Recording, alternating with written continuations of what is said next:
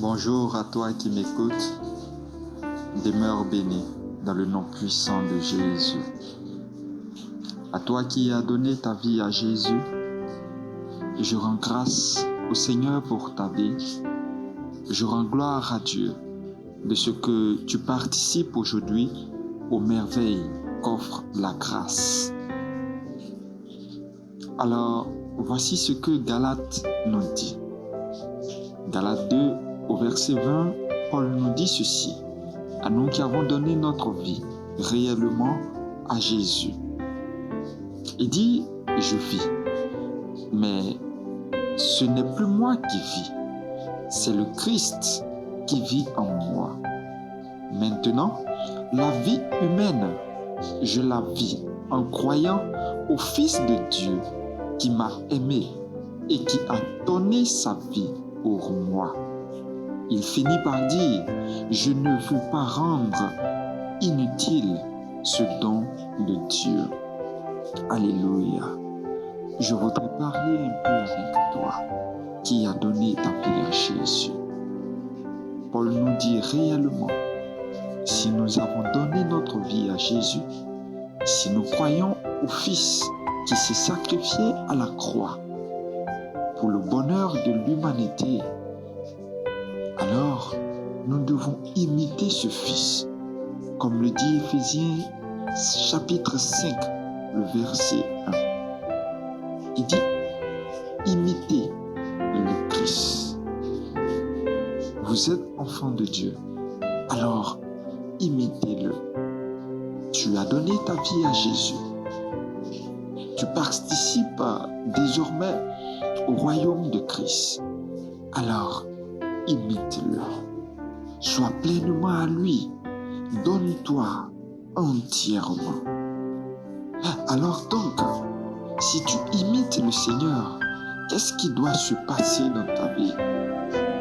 Pierre nous dit, tu dois rejeter tout ce qui est mal.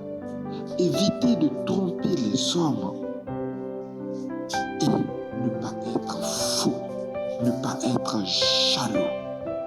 Alléluia. Pierre dit, si tu as réellement donné ta vie à Jésus, alors quitte le mal, déteste le mal, éloigne-toi de ce qui t'éloigne de Christ, éloigne-toi de ce qui ne fait pas le bonheur des autres. Voici ce que Salomon dit dans le livre des Proverbes, au chapitre 10, du verset 1 à 3. Il dit ceci, un enfant qui possède la sagesse fait la joie de son père. Un enfant qui en manque fait la peine de sa mère. Des biens gagnés malhonnêtement ne profitent jamais, mais une conduite honnête délivre de la mort celui qui agit. Voilà ce qu'est un enfant de Dieu. Un homme revêtu de la grâce, de la gloire et de la puissance du Saint-Esprit qui agit honnêtement, qui n'est plus dans les magouilles, qui ne vole plus, qui ne ment plus, qui ne commet plus d'adultère. Alléluia. Alors cet homme-là, il est réellement changé, car il ne se remplit pas de colère contre son frère. Ah oui, Éphésiens chapitre 4 et 5 parlent du comportement du réel chrétien, de celui qui est réellement converti. Non, il ne peut plus se mettre en colère contre son frère. Et Proverbe, le chapitre 14, le verset 29 dit ceci. Celui qui est lent à la colère a une grande intelligence, mais celui qui est prompt à s'emporter proclame sa folie. Alors donc, si tu es imitateur de Christ, tu ne peux être fou. Tu ne peux t'emporter pour un oui ou pour un non. Tu ne peux t'irriter contre ton frère ou ta sœur. La Bible incite aussi à ce que le soleil ne se couche pas sur ta colère. Alors, si tu lis Éphésiens 4 et 5, tu comprendras le comportement que doit adopter un fils de Dieu. Oui, il doit s'éloigner du mal, du mensonge, de l'avarice et de l'impudicité. Oui, le même livre d'Éphésiens dit ceci: car sachez-le bien, aucun impudique ou impur ou cupide, c'est-à-dire idolâtre, n'a d'héritage dans le royaume de Christ et de Dieu. Alors donc, si tu demeures encore dans l'impudicité, à courir les femmes de gauche à droite, laisse-moi te dire que tu ne peux participer au royaume de Christ, quoique tu sois dans le corps. Oui, dans la parabole des noces, Jésus explique qu'il y a beaucoup d'appelés, mais peu d'élus.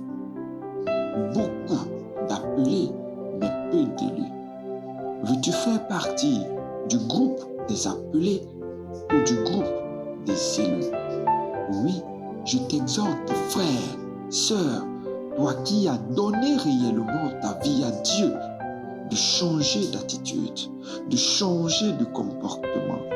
Alors oui, en ce moment-là, tu participes pleinement au royaume de Christ, étant un modèle pour l'humanité, pour ton entourage, touchant des gens par-dessus le monde. Tu deviens représentant de Dieu sur cette terre. Oui, écoute ceci.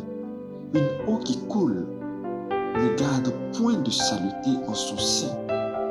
Pourtant, une eau qui stagne pourrit.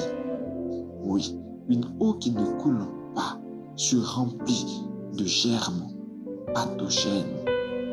Alors, lis avec moi ce jour Éphésiens 4 et 5 et comprends comment imiter le Seigneur, être bon les uns pour les autres, avoir un cœur plein de tendresse, pardonner les uns aux autres. Oui, partager ce qu'on a, partager nos talents, partager notre temps. Cela fait de nous des imitateurs de Christ. Pour finir, tu comprendras pourquoi le Seigneur dit ceci. Si tu as le Saint-Esprit, alors tu es censé goûter aux merveilles qu'apporte le fruit de l'Esprit. Ce fruit-là qui est celui qui est donné par Jésus. Il dit, si tu as le fruit de l'Esprit, alors tu es amour, tu demeures dans la joie, dans la paix, la patience, la bonté, la bénignité, la fidélité, la douceur et la tempérance. Bien-aimé dans le Seigneur, que Jésus te bénisse abondamment et infiniment. Imitons le Christ. Amen.